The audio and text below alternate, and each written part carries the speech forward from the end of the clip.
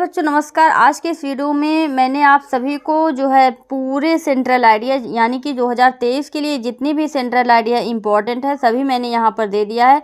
और सभी लोगों को बता दूं, जितने भी क्लास 10th के स्टूडेंट हैं सभी इस वीडियो को ध्यान से देखेंगे, क्योंकि इसमें आपको सभी इम्पोर्टेंट सेंट्रल आइडिया मिलेंगे और आपको सारे तैयार करने हैं, ठीक है। और जिनके पास मान लीजिए कि जिन्हें पास होना है, जो ज़्यादा नहीं तैयार कर पा रहे हैं और बिल्कुल भी तैयारी नहीं किए हुए हैं, उनके लिए भी मैं बताऊंगी कि आपको क्या करना है, कितने सेंट्रल आइडिया आपको तैयार करने हैं, ताकि आप बोर्ड एग्जाम में 4 नंबर जो इसके होते हैं सारे आप ले लो, ठीक है। पहले इस तरीके से प्रश्न आएगा, give the central idea of one of the following poem in about 40-50 words.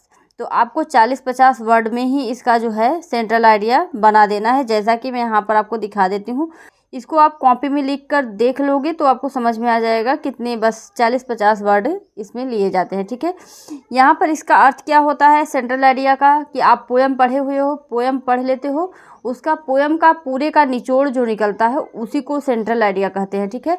पूरा आपको अर्थ समझाना है कि इस पोएम में क्या दिया हुआ है। जितने में आप कर पाओगे उतने में करोगे, ठीक है। तो चलिए देखिए, सबसे उसके बाद आपको क्या करना है, सेंट्रल आइडिया इस तरह से सबसे पहले जो आप सेंट्रल आइडिया कर रहे हो उसको लिखोगे, ठीक है। आपको कलर पेन का प्रयोग नहीं करना है, सिर्फ ब्लैक पेन से यहाँ पर डस्ट ऑफ स्नो, मान लीजिए ये सेंट्रल आइडिया आप इस पोएम का लिख रहे हो, तो सबसे पहले आप डस्ट ऑफ स्नो लिखोगे, उसके बाद यहाँ पर सेंट्रल आइडिया, ठीक है।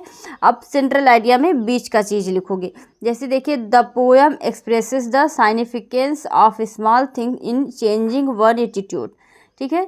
The poet appreciate the beauty of the snow flakes which change his mood and saved many precious moment from being wasted away, ठीक है। यहाँ से यहाँ तक इतना आपने लिखा, जितना आपको आता रहेगा। थोड़ा बहुत अगर आपको एक्स्ट्रा भी आता है आपको अपनी तरफ से भी, तो उसको भी कर सकते हैं। तो ज़्यादातर मैं ये कहूँगी, किसी चीज़ को रटने का प्रयास न करें, ठीक है, समझने का प्रयास करेंगे तो ज़्यादा बेहतर होगा। बाकी तो बहुत बच्चे जो है रट कर भी जाते हैं।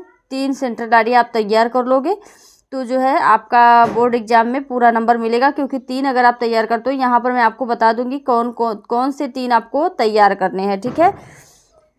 उसके बाद the crow shakes dust from the hemlock tree, the same way one can shake off the sadness from one hertz.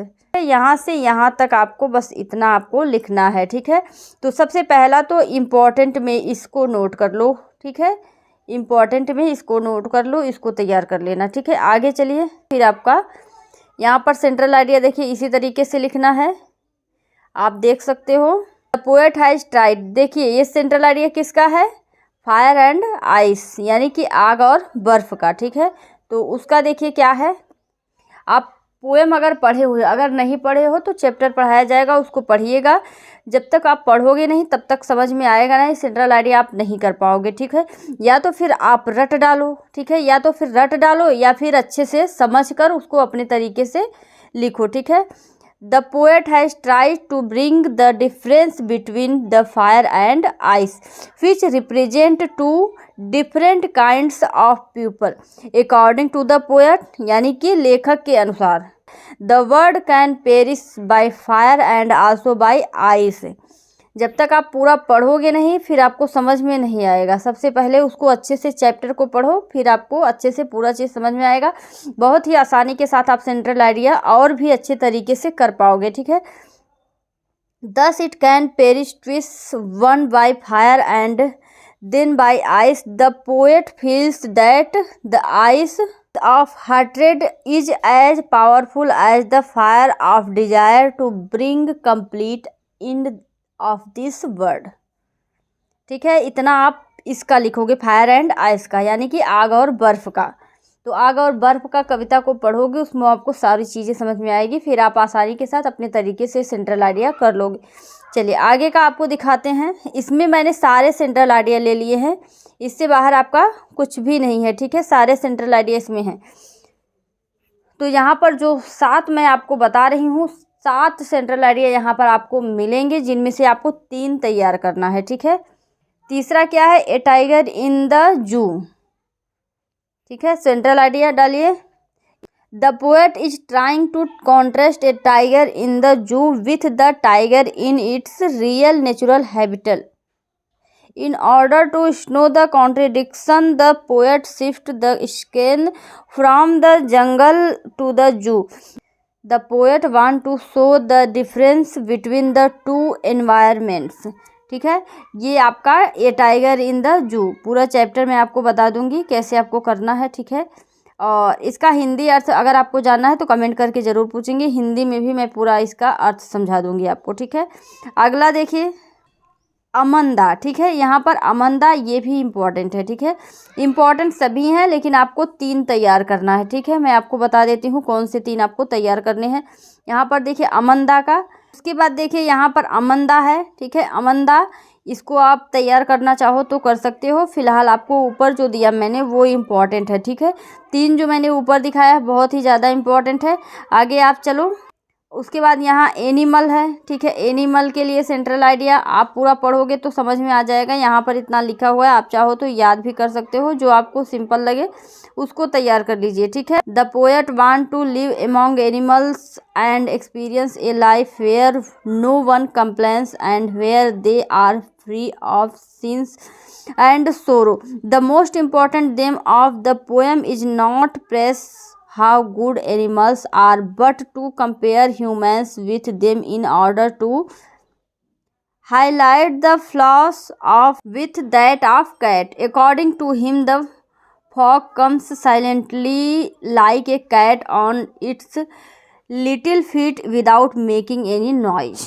ठीक है, बिना शोरगुल किए.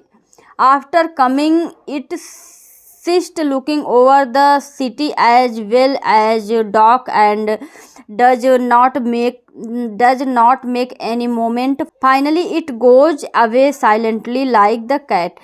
Hence the frog is independent like the cat and patient as well. ठीक है, ये आपका fog का हो गया. ठीक है, फॉग का.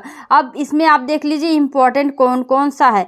तो सबसे पहले तो इम्पॉर्टेंट में इसको ले लीजिए. ठीक है, इम्पॉर्टेंट है एक हो गया आपका. दूसरा आपका इम्पॉर्टेंट है एनिमल्स, 2 हो गया आपका. ठीक है, इम्पॉर्टेंट में.